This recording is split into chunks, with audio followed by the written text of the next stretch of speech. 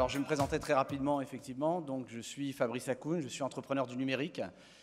J'ai versé dans l'action citoyenne depuis l'âge de 18 ans, j'en ai 49 aujourd'hui. Et j'ai exercé plusieurs missions, en fait, pour le compte de l'Élysée, à la fois sous Nicolas Sarkozy et sous François Hollande, pour l'attractivité de l'économie française. Donc, en quelques mots, en fait, je ne suis pas un expert de la fiscalité, je ne viens pas vous abreuver de chiffres, en plus tout le monde sait à quel point effectivement la fiscalité est lourde et pénible dans ce pays, mais je viens parler plutôt de la philosophie qui est sous-tendue par la fiscalité. Je partage avec vous un constat, j'évoque les causes de notre situation, et puis derrière, effectivement, j'évoque quelques pistes, quelques solutions. Le premier constat, Corinne Lepage l'a dit avant-hier, la justice est dans un état misérable. L'hôpital public est au bord de l'implosion. L'école publique, on n'en parle même pas, vous êtes tous conscients effectivement de l'état dans lequel est l'école publique.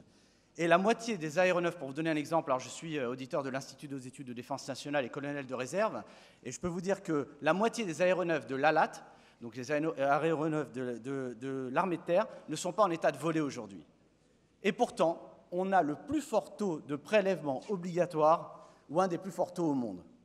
Et donc, ce que je voulais dire aujourd'hui, déjà, une première chose, c'est qu'il faut arrêter de complexer les Français, ou en tout cas les stigmatiser en disant qu'ils refusent l'impôt. Les Français ne refusent pas l'impôt. Ce que refusent les Français aujourd'hui, ou en tout cas la question qui se pose, c'est qu'est-ce qu'on fait de cet argent? Alors, la question, comment un pays comme le nôtre peut se retrouver, avec un tel potentiel, peut se retrouver dans une telle situation? Je vais poser les questions aux politiques, et puis vous répondent toujours la même chose. Le déficit du commerce extérieur, la faute des Chinois. La décrépitude culturelle grandissante, celle des Américains. Les déficits des comptes sociaux, alors en fonction du bord politique, ça va être soit les immigrés, soit les personnes âgées. Et puis, le chômage de masse, c'est la mondialisation. Et cette façon d'interpréter nos difficultés est absolument dramatique pour deux raisons. La première, c'est que quand on fait un constat biaisé, les solutions qu'on propose sont obligatoirement tronquées. Et la deuxième, c'est qu'on a l'impression qu'on subit. Et il n'y a pas pire que de subir. Je vais citer Jacques Chirac, c'est pas souvent, mais je vais citer Jacques Chirac.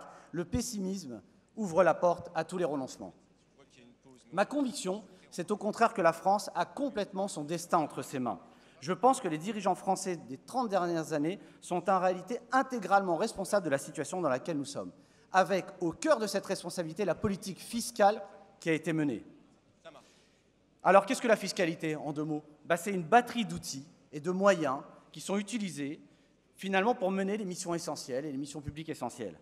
Or, l'efficacité des outils dépend de la manière dont on les utilise. Vous savez bien, une clé à molette peut aussi bien servir à monter un moteur et à créer de la valeur qu'à tuer quelqu'un.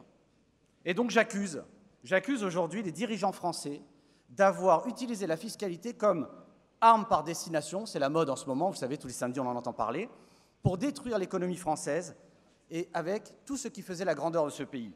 Comment? Par une fiscalité injuste, inique, spoliatrice, improductive, incompréhensible et surtout instable. J'ai dirigé pendant plusieurs années un groupe indien en France qui a décidé de se retirer, non pas à cause du niveau des prélèvements, mais à cause de l'instabilité fiscale. Quand un investisseur ne peut pas prévoir quel va être son retour sur investissement, il n'investit pas. Et quand il n'investit pas, vous connaissez cet adage, les investissements d'aujourd'hui sont les emplois de demain. Donc la politique fiscale et sociale qui a été menée, la politique fiscale, le prélèvement, est finalement une des responsables du chômage de masse qui étrille aujourd'hui notre société en général et les jeunes en particulier. Alors la question, c'est pourquoi? À qui profite le crime? Pourquoi? On est vraiment tenté de poser la question. Alors, pour financer principalement cette frénésie sociale redistributrice, aveugle et incontrôlée. Je dis bien aveugle et incontrôlée, parce que dans l'absolu, je suis moi-même, effectivement, fils d'immigrés qui ai profité de cette politique sociale, et c'est grâce à cette politique sociale que j'ai réussi. Donc je ne stigmatise pas la politique sociale, mais je pense qu'elle est aveugle et totalement improductive. Alors pourquoi? Par démagogie, parce qu'il est bien sûr beaucoup plus facile de redistribuer de l'argent qui va servir à la consommation que d'avoir, par exemple, une politique industrielle. Et puis, par inconséquence et manque de vision, comment imaginer qu'on ait mené une politique de soutien à la consommation quand on ne produit plus sur le territoire et quand on ne maîtrise plus qui entre sur ce territoire? Et le pire de tout ça, c'est qu'ensuite, il nous qualifie à nous de populistes. Alors que fait-on? Quelques pistes. Alors, bien sûr, je n'ai pas encore le pouvoir, je ne dis pas encore parce que j'espère qu'effectivement on le prendra un jour, mais quelques pistes. La première, c'est qu'on chasse ces populistes progressistes. Moi, je les appelle vraiment populistes progressistes parce que ce sont de vrais populistes du pouvoir et on les remplace par ce que j'appelle des réalistes pragmatiques. Plus concrètement,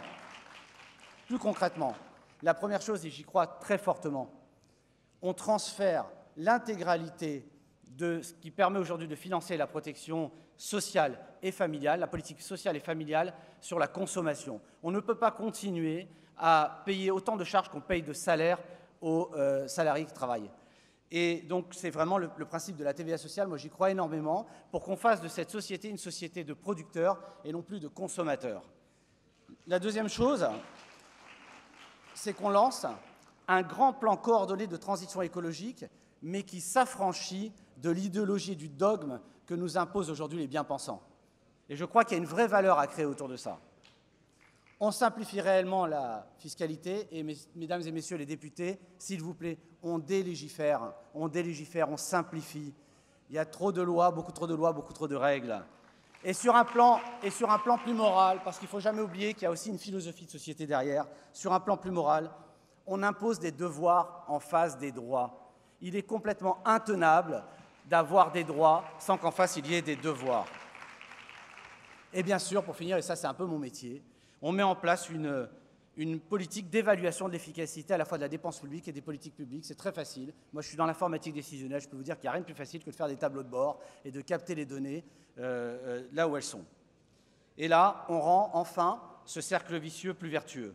Je conclurai en fait par 2 points. Le premier, c'est que plutôt que de continuer à aménager un système à bout de souffle et de prendre des mesures fiscales iniques et de mettre dessus des niches fiscales, 500 niches fiscales en France, qui sont en fait autant d'effets d'aubaine pour des tricheurs. Parce que c'est ça la réalité des niches fiscales pour la plupart. C'est qu'on vient combler un système qui ne fonctionne pas par des niches. Donc on repart d'une page blanche. On a su le faire en 1958, pourquoi ne serions-nous plus capables de le faire aujourd'hui? Et je finirai par une phrase de Ronald Reagan. Voilà, j'ai commencé par Chirac et je finis par Reagan. En France, quand quelque chose bouge, on le taxe. Quand quelque chose bouge encore, on le réglemente. Et quand il ne bouge plus, entendez, quand il est mort, on le subventionne. Merci.